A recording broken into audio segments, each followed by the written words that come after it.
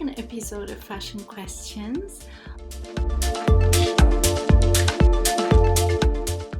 On my first episode, I answered the most commonly asked questions on Google about fashion. Two of them. One of them was how does fashion affect our life? And the other one was, is fashion an art? And today I'm going to answer the question, what's the difference between fashion and style?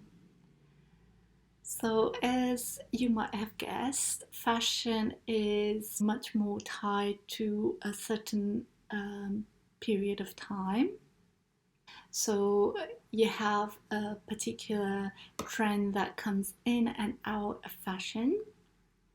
For autumn 2021, I already wrote a blog post about it. So you have the monochrome print, which made a big comeback, inspired in op art from the 1960s.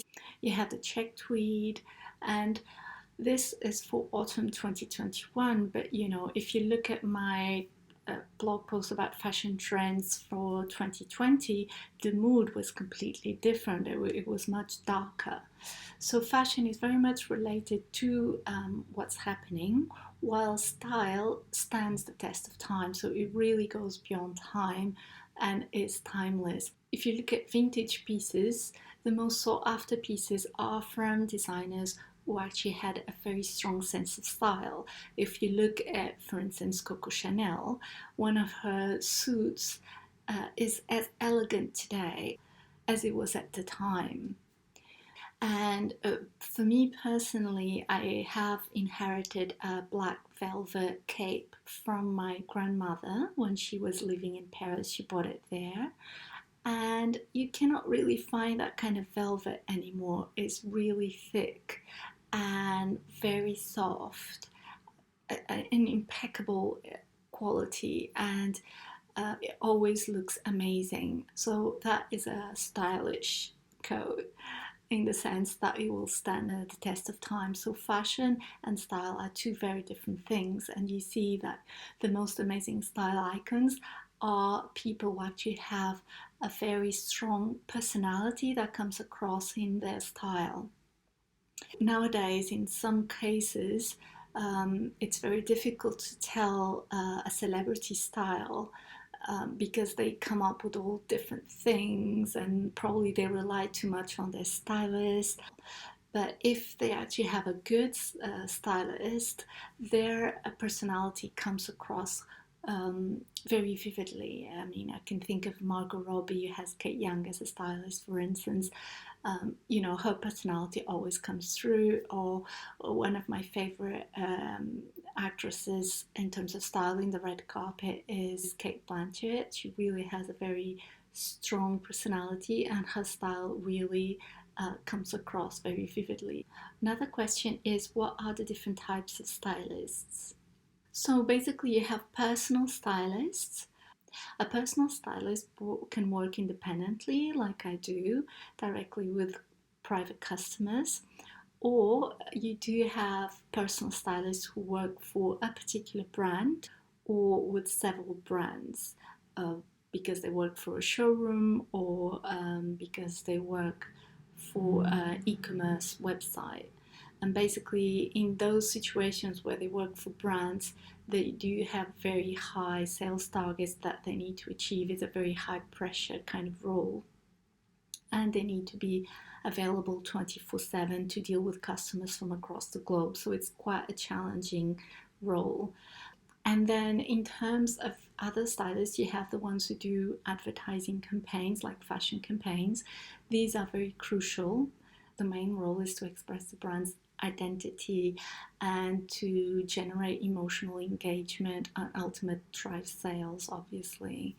So fashion campaigns are very important still to engage with customers. I mean, if you go through any fashion magazine like Vogue or Numero or any fashion magazine, basically you have all these advertisers, and they usually have a stylist working with them. Other times they're done in-house as well. And then you have stylists who work in doing catwalk shows, And you also have the ones who work for music videos. I mean, you have, like, for instance, Lady Gaga or Beyonce. Fashion there is always like a big statement, and it really enhances not only their music but themselves as a brand as well. You also have those who do lookbooks, very similar to fashion campaigns, but lookbooks are a bit more a photographic record of the whole collection, but they still need to be put together. And they're usually very important for the ones on the ground, the retail sales consultants, who actually check lookbooks to see what goes with what and what they can suggest to their customers. And then you have the editorial stylists, those who work directly for a magazine and are part of the editorial team, or who are just freelancers, work as freelancers. They go in and they do different shoots for different magazines. Either way, things are not really fixed.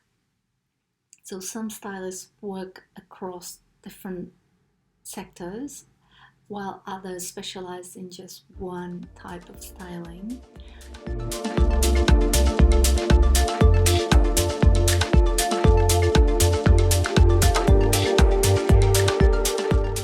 If you want to know more about styling and the work of stylists, I do recommend the book by Danielle Griffiths.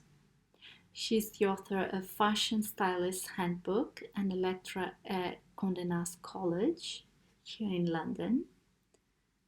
Generally, freelancers do tend to be a bit overlooked or undervalued, so it's good that we stay together, and definitely we refuse to work for free and make sure we value our work.